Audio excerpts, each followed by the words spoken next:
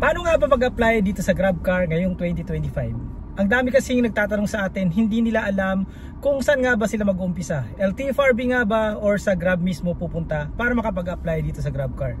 Ano-ano nga bang mga requirements ang kailangan nila ihanda and magkano yung posibleng gagastusin para makapasok dito sa GrabCar? Yan ang pag-uusapan natin sa video na to.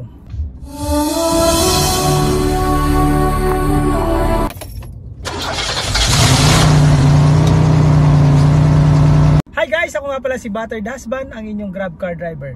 So, ang dami nagtatanong sa atin, saan nga ba sila pupunta? Ang dami kasi nag-o-offer, umaabot daw ng 65,000 to 100,000 yung pagkuha ng franchise dito sa GrabCar. So, ano nga ba yung unang gawin para makapasok ka dito? So, ito na guys, first step, ang pinakakailangan mong gawin ay mag-abang ng slot sa LTFRB. So, bali ang nagdi-dictate ng slot or nagbibigay ng franchise, syempre ay si LTFRB. So, si LTFRB ang magsasabi kung ilan yung ilalabas nilang slot. For example, naglabas si LTFRB ng slot na 10,000 para sa TNBS. So, yung 10,000 slot na yan ay hindi pa mapupunta sa Grab mismo. So, yung 10,000 slot na yan ay paghahati-hatian. Grab, Joyride, InDrive, so Lalamove, kung ano-ano pang mga TNC company na meron dito sa atin sa Philippines. So, pag naglabas si LTFRB ng 10,000 slot, so hindi lang mapupunta sa isang TNC company yan. Paghahati-hatian yan. So, for example, nakalabas na nga siya ng 10,000 and napaghati-hatian na. So, for example, napunta yung 5,000 kay Grab, 3,000 sa InDrive, sa Joyride and Lalamove, naghati-hati na sila sa natitirang 2,000 slot. So, yun yung pagkakataon muna pumunta ngayon sa mga TNC company. So, dahil meron ng slot and nabigay na sa mga TNC company, so ikaw, pupunta ka ngayon dun sa mga company, katulad ng Grab. So, pagdating dun sa Grab, dun ka magsasubmit ng iyong mga requirements. Huwag po kayong maniniwala na mayroong pila sa LTFRB. Hindi po nagpapapila sa LTFRB ng slot. Ang mayroong pong pila ay doon sa mga naglalakad. So kung mayroon kang agent, so doon nakapila yung mga requirements mo. Ang gagawin din nila, pupunta rin sila sa mga TNC company katulad ni Grab. Pag mayroon ng slot, doon nila isasubmit yan kasi bawal po yung individual na mag-process sa LTFRB. So ang nagpa-process lang po yung mga TNC company. So kung ikaw nag-aantay ka ng slot and mabilis yung mata mo, nakafollow ka sa Facebook page natin, nakafollow ka dito sa YouTube, so malalaman mo agad pag may slot, pumunta ka na agad doon sa mga TNC company. And then doon ka magsasubmit ng requirements. Kaya ang mahalaga, naka-ready lahat ng mga requirements mo. Doon sa mga sasakyan, mag-standby kayo. I-ready nyo lang yung mga requirements, yung wala naman expiration yan. So sasabihin ko mamaya kung ano-ano nga ba yung mga requirements na pwede nyong ihanda para pag nagkaroon ng slot, mabilis kayo. So ulitin ko ulit, ang pinakaunang step ay mag-abang kayo ng slot. So aabangan nyo sa LTFRB, si LTFRB yung nag-dictate kung kailan sila maglalabas. Syempre, tinitingnan niya ng LTFRB kung ilan yung demand. Hindi naman po pwedeng unlimited yung slot dahil nga mawawala naman ng hanap buhay yung mga tao. Kasi nga kung sobrang dami na ng driver and yung mga passenger o yung mga customer ay same lang din naman yung dami, so mawawala na ng income yung mga driver. So maghati-hati sila doon sa mga customer kasi yung customer hindi naman na dadagdagan yan unless ibaba yung pamasahe para yung mga customer na hindi nakaka-afford ng Grab, Joyride, yung mga sasakyan na yan ay makapag-Grab na sila. Hindi na sila magta-taxi, hindi na sila magbubus, hindi na sila mag-jeep dahil affordable na nila pag binaba yung pamasahe. Yan din nga pala yung disadvantages pag sobrang dami na ng sasakyan, sobrang dami na ng driver sa kalsada, ibababa na yung mga pamasahe ng mga TNC company dahil nga wala nang kikitain yung mga driver and wala nang magbubuk sa kanila dahil naghahati-hati na lang sila sa ilang customer. So pansinin nyo yung mga taxi, dahil nga mas mababa na yung pamasahe dito sa Grab and sa mga TNC or InDrive, mababa na yung pamasahe. So wala na masyadong nagbubuk sa taxi. Yung mga nagbubuk lang dyan, yung mga hindi siguro ganun ka techy pagdating dun sa cellphone or hindi ganun ka or walang app na mga TNC company, kaya napipilitan sila mag-taxi. Pero makikita nyo yung mga taxi, nakapila na sila ngayon sa mga mall. Dahil nga bihira na yung mga taxi na tumatakbo sa kalsada, wala naman masyadong pumapara na sa kanila, sayang yung gas, wag paikot-ikot sila. Hindi katulad dati na sobrang daming pasahero yung mga taxi nung mataas pa yung pamasahe dito sa TNC company katulad ni Grab at ni InDrive. So balik tayo dun sa requirements. So let's say yun nga, may nilabas ng slot si LTFRB and pumunta ka na nun sa Grab. Ano-ano nga bang mga requirements ang kailangan mong ihanda? So ito na, dito ka na sa requirements. So dapat naka-ready yung syempre dyan yung verified form. Yung verified form ay makukuha mo yan sa mga TNC company. Ang nagbibigay talaga niyan ay si LTFRB, yung TNC form nang gagaling sa kanila yan. Ibibigay nila yan doon sa mga TNC company. So si TNC company naman ibibigay yan sa inyo. So take note, yung form na yan ay i-email sa inyo yan ng mga TNC company. Kasi hindi po pwedeng fill upan yung form ng handwritten. Kailangan naka-computerize. Kailangan fill upan nyo yung form through computer and then i-print nyo tapos pirmahan nyo. Yung form pala is 5 copies yun. Bali, 4 na pages yun. After nyo ma-fill upan yan, ihanda nyo na rin yung ORCR. Syempre, alam naman natin pag may sasakyan na tayo, mayroon tayong ORCR. Isa yan sa mga requirements. So, kung bago yung sasakyan mo, wala ka pang ORCR, pwede na yung sales invoice at saka yung delivery receipt. Ang sumunod na requirements ay yung proof of citizenship. So ano nga ba ito? Ito yung pwede yung birth certificate, pwede yung passport, pwede yung voter's ID, pwede rin yung marriage contracts. Ang sumunod na requirements ay valid ID, government issued valid ID. So kung ikaw may driver's license ka, SSID, pwede rin yung voter's ID, pwede na rin syempre yung passport, and GSIS ID pwede na rin. And syempre, ang sumunod yan, kailangan mo ng pera. Dito sa process ng requirements, kailangan natin maglabas ng pera.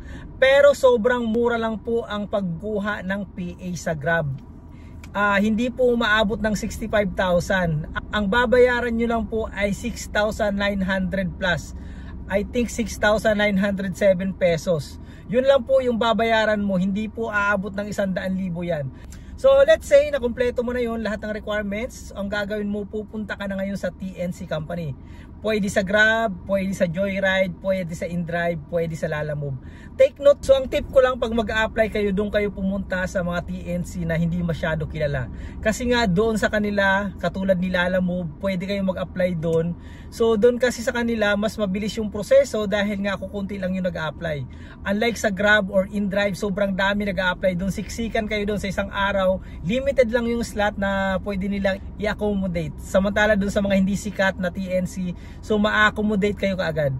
And take note, pag lumabas na yung PA nyo, pwede nyo na yan i-apply sa ibang TNC company, hindi lang doon sa mismong pinag-applyan nyo. So yun yung hindi alam ng iba, akala nila pag sa Grab sila mag-apply, sa Grab lang sila pwede bumiyahe. Hindi po, pag lumabas na yung PA nyo or yung tinatawag na provisional authority, pwede nyo nang i-apply yan sa ibang TNC company. Pwede nyo i-apply sa lahat ng TNC. Actually, marami yan. Iba nga sa atin, umaabot ng 5 accounts. So, meron sila lahat. Meron silang Joyride, meron silang Grab, meron silang InDrive, meron silang Lalamove, meron silang Pick Up. So, pwede mong applyan yun and pwede ka bumiyahe doon sa lahat ng yun. Pwede mong pagsabay-sabayin yun. Kung alin yung malakas yung booking, pwede ka doon bumiyahe. And then, pag nasubmit mo na yung mga requirements mo sa TNC company, mag-aantay ka ng 1 to 3 months. So, yun yung palugit nila, yun yung advice sa akin ng Grab. 1 to 3 months bago lumabas yung PA or bago ka makabiyahe. Pero in my case, wala pang 1 buwan lumabas na yung PA ko. Nag-apply ako nung year 2023. So nung time na yun, mayroong slot na 10,000, nag-apply ako and then nakakuha nga tayo ng slot. So after nun, iti-text ka na ni Grab na ito na lumabas na yung PA mo. And then pwede ka nang bumiyahe. Saka ka pa lang ngayon maghahanap ng driver kung wala kang driver. Ito pa maraming nalilito dito. Pag nag-apply nga ba sa Grab or sa mga TNC company, kailangan na ba talaga ng driver's license? Ang sagot yan po ay hindi. Mag-apply pa lang tayo, hindi pa natin kailangan ng driver. Pag lumabas ng iyong PA, saka pa lang mangangailangan ng driver. Kasi nga bibiyahe ka na. Paano ka makakabiyahe kung wala kang driver? So take note, sa driver, kailangan professional yung driver's license. Take note, not necessarily kung sino may-ari siya magdadrive. So pwedeng iba yung driver mo. Pwede ka kumuha ng hanggang 3 driver sa iisang sasakyan. So kung ikaw yung driver, pwede ka pang kumuha ng 2 para kung hindi ka makabiyahe, pwede yung isa bumiyahe. So pwede mo i-apply yung tatlong driver sa Grab ng sabay-sabay. So pwede nila gamitin yung account, pwede nila gamitin yung kotse, pero isa-isa lang. Kung nangyari bibiyahe yung isa, hindi pwede i-online din yung isa kasi masususpend kayo. So isa lang dapat yung mag-online sa inyong tatlo kung sino lang yung bibiyahe sa araw na yon. So take note, pwede hanggang tatlong driver sa isang sasakyan. So pwede mo i-apply yan sila lahat. And sumunod, pag nakabiyahe ka na, pwede mo nang gawin yung mga requirements para naman sa CPC. So may mga video tayo dyan para sa CPC kung ano yung mga requirements. Doon na papasok yung mga NBI, DTI, yung mga madudugong requirements, garahe. So lahat ng yan, pwede mo na yan gawin pag nakabiyahe ka na. Take note nga pala, yung PA o yung Provisional Authority ay tumatagal lang yan ng 3 months. So kailangan mo lang i-renew ng i-renew. So matagal ang renewal niyan, umaabot ng 1 month mahigit. So ang advice ko sa inyo, ang ginagawa ko, 1.5 month pa lang yung PA ko. So nire-renew ko na para hindi ako abutan ng expired. So take note, pag expired yung iyong PA ay hindi ka pwede bumiyahe. Ang iba nakakabiyahe pero delikado yan. Pag nahuli ka ng LTO, ang multa niyan ay 120,000 para dun sa sedan and 150,000 naman para dun sa mga 6-seaters. So yun lang, sana nakatulong sa inyo yung video natin. Huwag kayong maniwala na mahaba yung pila sa Grab or mahaba yung pila sa mga TNC. Wala pong pila, hindi po nagpapapila yung LTFRB ng mga nag-a-apply sa Grab or sa anumang TNC. Ang may pila po doon sa mga naglalakad kasi nga pinipila nila yan, and pag may slot saka sila isasubmit, sa kanila isasubmit yan doon sa mga company. Pero kung ikaw nanonood ka lagi and aware ka lagi, pag nagkaroon ng slot, baka posibleng mas mauna ka pa sa kanila mag-apply. So take note, yung mga slot ay limited lang yan. After maubos yan, hindi ka na pwede mag-apply.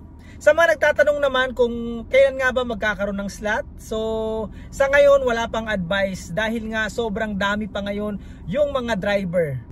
Yan kasi yung slot ay pinag-aaralan din yan ni LTFRB bago ilabas. Tinitingnan nila yung demand ng sasakyan and ng pasahero. So kung maraming pasahero, saka sila naglalabas ng slot pag kulang na yung mga driver sa kalsada. Pero sa tingin ko ngayon, dahil nga matumal na yung booking ngayon, so sa akin kasi ramdam ko yan dahil bumibiyahe tayo araw-araw, medyo matumal, may mga oras talaga na matumal. So ramdam namin yan na hindi pa magkakaroon ng slot. Dahil nga pag nag-open naman sila ng slot, mas lalong tutumal, mas lalong wala na tayong kikitain dito sa pagmamaneho. So yun lang, maraming salamat. Sana nakatulong sa inyo yung video natin. Asahan nyo maglalabas pa ako ng maraming video para makatulong sa inyo. Maraming salamat. Again, ito si Battery Dasban, ang inyong Grab Car Driver.